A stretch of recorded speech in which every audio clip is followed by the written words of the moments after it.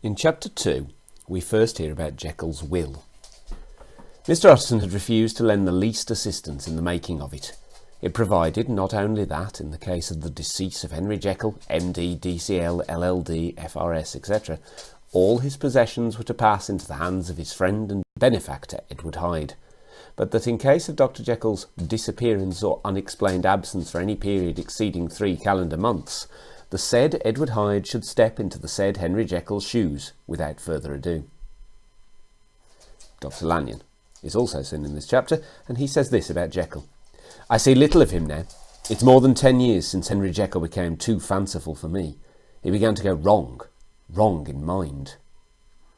So we've got two strange parts of the mystery here. In the first quotation we have the will, which is a document you draw up saying where your property and your money will go if you die, and all of Henry Jekyll's money goes to Edward Hyde.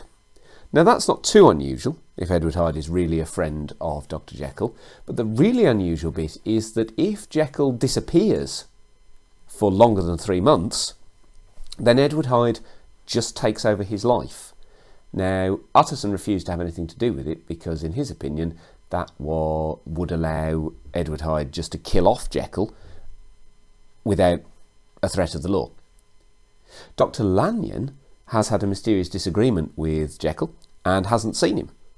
The disagreement seems to have lasted at least 10 years, and it's to do with science. Too fanciful and wrong in mind are all the clues we're given, as though Jekyll was involved in something terrible.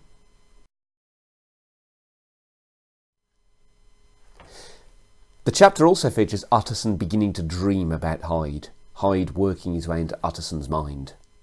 Here we see his nightmare described. The figure in these 2 phases haunted the lawyer all night, and if at any time he dozed over, it was but to see it glide more stealthily through the sleeping houses, or move the more swiftly and still the more swiftly, even to dizziness, through wider labyrinths of lamp-lighted city, and at every street corner crush a child and leave her screaming. And still the figure had no face by which he might know it. Even in his dreams it had no face, or one that baffled him and melted before his eyes. If he be Mr. Hyde, Utterson had thought, I shall be Mr. Seek. Here we see the element of hunter and hunted, but it flips round. In the nightmare, Jekyll is absent, Hyde is haunting Utterson through the streets. In real life, Utterson is now so confused and interested in the mystery of Mr. Hyde that he wants to find this man and meet him, this man who's a presence in Jekyll's life, but who we're not meeting in the novel. We see the language of ghost stories and the language of threat haunted the lawyer in quotation 3. There's lots of sibilants, creating a sinister repeated S sound that makes it all seem hissing and nasty.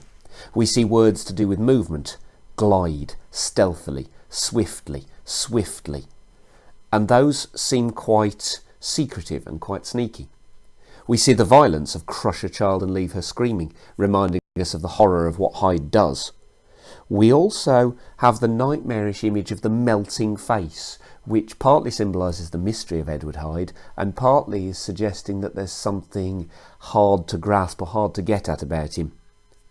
We have Utterson with his pun on Hyde and Seek, but also his determination to find him. At the end of the chapter, Utterson meets him. Mr. Utterson stepped out and touched him on the shoulder as he passed. Mr. Hyde, I think. Hyde questions how he knows him. We have common friends, said Mr. Utterson. Common friends, echoed Mr. Hyde a little hoarsely. Who are they? Jekyll, for instance, said the lawyer. He never told you, cried Mr. Hyde with a flush of anger. I did not think he would have lied. Come, said Mr. Utterson, that's not fitting language. The other snarled aloud into a savage laugh, and the next moment, with extraordinary quickness, he had unlocked the door and disappeared into the house. Here we see Utterson acting politely. He uses friends and addresses Hyde as Mr. Hyde, and he's offended by being accused of lying. So Utterson's respectability, his reputation as a gentleman, is reinforced through this bit. Hyde, however, has the language of almost an animal used to describe him, snarled and savage and extraordinary quickness, as though there's something unusual or strange about him. Again, we see the language of mystery as he disappears into the house. And Robert Louis Stevenson is creating this sense all through the chapter of Hyde as a mysterious, elusive, hard to find presence.